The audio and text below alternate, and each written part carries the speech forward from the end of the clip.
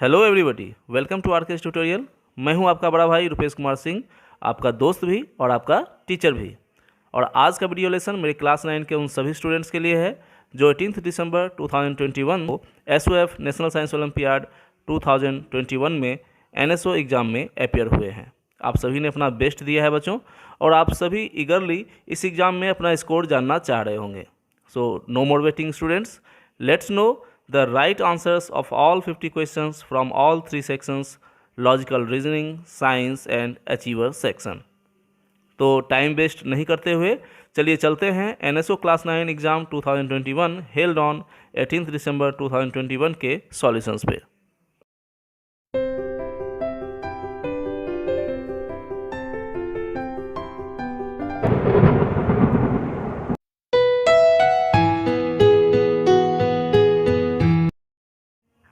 First section students, logical reasoning.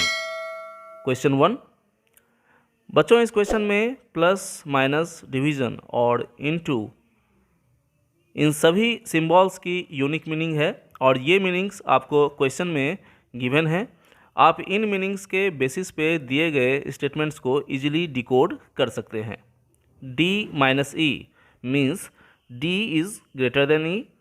E divided by F means E is less than or equal to F, and F into G means F is equal to G।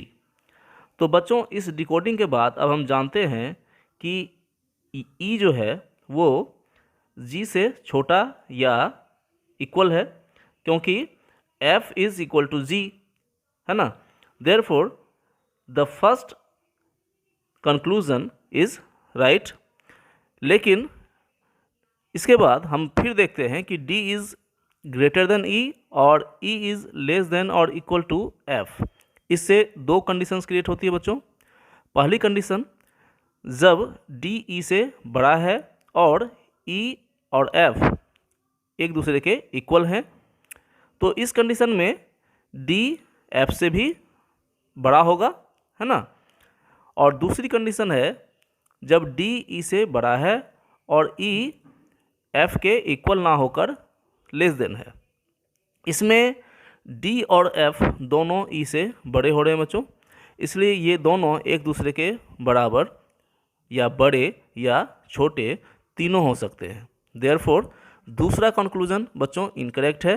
D G से छोटा या बराबर नहीं बल्कि G से बड़ा भी हो सकता है। देयरफॉर सिर्फ कंक्लूजन 1 ही जो है वो करेक्ट है, इसलिए हमारा करेक्ट ऑप्शन है ऑप्शन सी। नेक्स्ट क्वेश्चन की ओर चलते हैं। क्वेश्चन नंबर 2 स्टूडेंट्स, क्वेश्चंस को केयरफुली रीड कीजिए और फिर मैंने जो चार्ट यहाँ दिया है उसे समझिए। बच्चों, इस क्वेश्चन में पर्सन्स के प्रोफेशंस भी पूछे जा सकते थे। अगर पूछे जाते तो हम सिर्फ Q और T का प्रोफेशन ही एग्जैक्टली बोल सकते थे, बाकी P, S और R डॉक्टर, प्रोफेसर और ऑफिसर इन तीनों में से कोई एक हो सकते हैं। क्वेश्चन में हमें सिर्फ प्लेस से मतलब है बच्चों कि दिल्ली कौन जा रहा है, तो P, S, R और T चारों दिल्ली के अलावा दूसरे डिफरेंट सिटीज़ ट्रेवल कर रहे हैं, जैसा हमें क्वेश्चन में गिवन है। तो सर्टेनली Q ही बच रहा है जिसका प्लेस क्वेश्चन में नहीं बताया गया है, इसलिए Q दिल्ली जाएगा और क्वेश्चन के अनुसार वह अकाउंटेंट होगा, इसलिए करेक्ट ऑप्शन है option C. Next question, question number 3।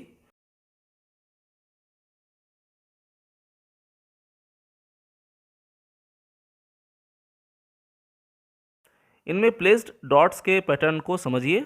इसमें एक डॉट सिर्फ रेक्टेंगल में प्लेस होना है, यह प्लेस ट्रायंगल और सर्कल और स्क्वायर से सेपरेट होना चाहिए। फिर रेक्टेंगल और ट्रायंगल सर्कल के भीतर एक क्रॉस बना रहे हैं बच्चों, जिसके अपोजिट साइड्स पे एक एक डॉट प्लेस करना है हमें। एंड फाइनली एक डॉट ट्रायंगल और स्क्वायर के कॉमन पार्ट्स में प्लेस होना है। डॉट्स के प्लेसमेंट के लिए ये तीनों रीजन्स आपको सिर्फ ऑप्शन ए में मिल रहे हैं। रेस्ट 3 ऑप्शंस में आपको ये तीनों रीजन्स एक साथ नहीं मिल रहे हैं। देयरफॉर ऑप्शन ए ही हमारा करेक्ट ऑप्शन है। Okay, next question, question number 4। इस क्वेश्चन में वह फिगर खोजना है स्टूडेंट्स जो क्वेश्चन फिगर में एम्बेडेड है, यानी अंतर्निहित है। ऐसे क्वेश्चंस लिखकर सॉल्व नहीं होते बच्चों। आप चारों ऑप्शंस को one by one question figure में ढूंढने की कोशिश करोगे तो आपको क्लियरली ऑप्शन सी का फिगर क्वेश्चन में एम्बेडेड मिल जाएगा।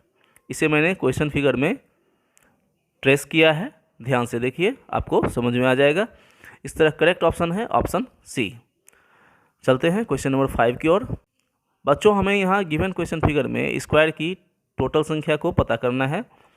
आप स्क्वायर्स को काउंट करो और देखते जाओ कि कहीं उससे ज़्यादा फिगर तो ऑप्शंस में नहीं है।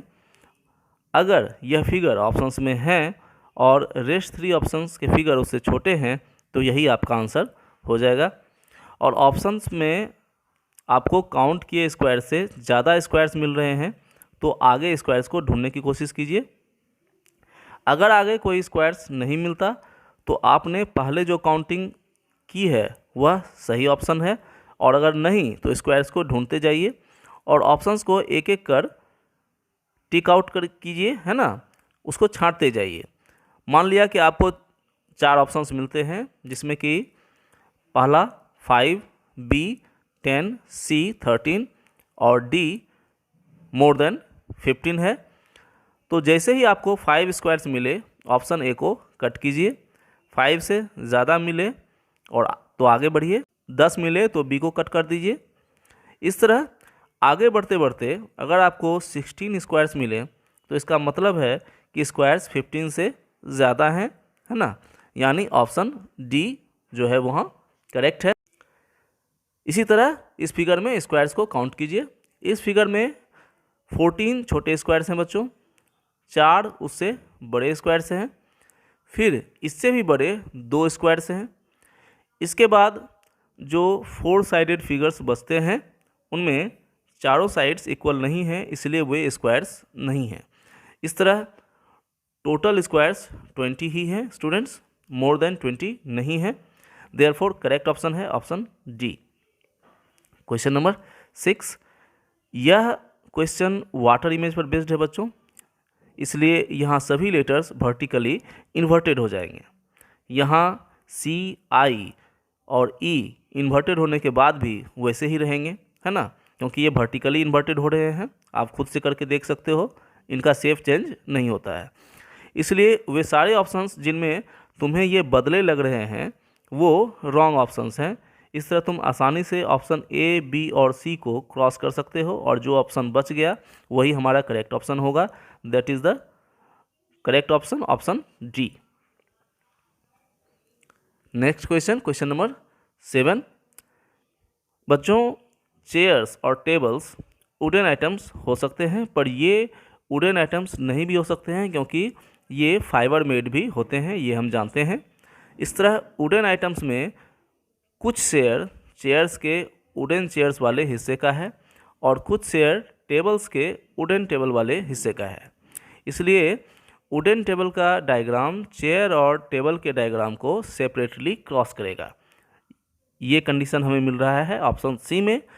Therefore the correct option is option C. Next question, question number 8।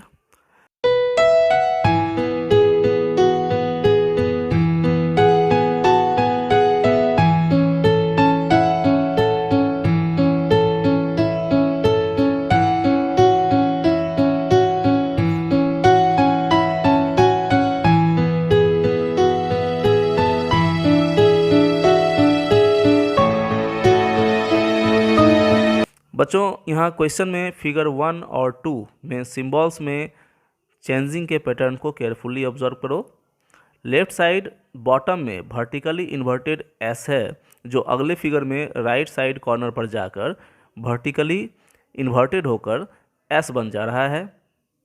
इसी तरह क्वेश्चन फिगर 3 में लेफ्ट साइड का एस फिगर 4 में राइट साइड टॉप कॉर्नर में वर्टिकली इन्वर्टेड होकर आएगा। यह पैटर्न ऑप्शन बी और डी में मौजूद है बच्चों, है ना, इसलिए इनमें से कोई एक हमारा करेक्ट ऑप्शन है। रेस्ट जो 2 ऑप्शंस बच रहे हैं वो उन्हें आप छांट दीजिए। इसके बाद उस सिंबल को बी और डी में ढूंढिए जिसका पैटर्न इन दोनों में एक जैसा नहीं है। सेंटर वाले सिंबल पर गौर कीजिए बच्चों, आप देखते हैं कि यह क्लॉकवाइज घूमते हुए लेफ्ट कॉर्नर पर चला जाता है। इसी तरह फिगर 3 का सेंट्रल फिगर एरो है जो क्लॉकवाइज घूमकर लेफ्ट कॉर्नर में जाएगा, जो आपको ऑप्शन बी में मिल रहा है, इसलिए करेक्ट ऑप्शन है option B. Now the last question, question number 10। Students carefully question figure को देखिए, इसमें सेंटर पर इस शेप का फिगर बनना है। ऑप्शन डी इस फिगर को कंप्लीट करता है, इसलिए करेक्ट ऑप्शन है option D. So my dear students, we have thus solved all 10 questions from the first section logical reasoning. अपने अगले वीडियो लेसन में हम नेक्स्ट सेक्शन साइंस से question number 1 to question number 10 solve करेंगे। तो बने रहिए अपने चैनल RKS ट्यूटोरियल के साथ और अपने प्यारे प्यारे कमेंट्स, लाइक्स और सब्सक्रिप्शंस द्वारा अपना प्यार देकर अपने इस चैनल को ग्रो करने में अपने बड़े भाई की हेल्प कीजिए। मिलते हैं नेक्स्ट वीडियो लेसन में साइंस सेक्शन के क्वेश्चन नंबर 1 to 10 के सॉल्यूशंस के साथ। खुश रहिए और खूब पढ़िए। बाय।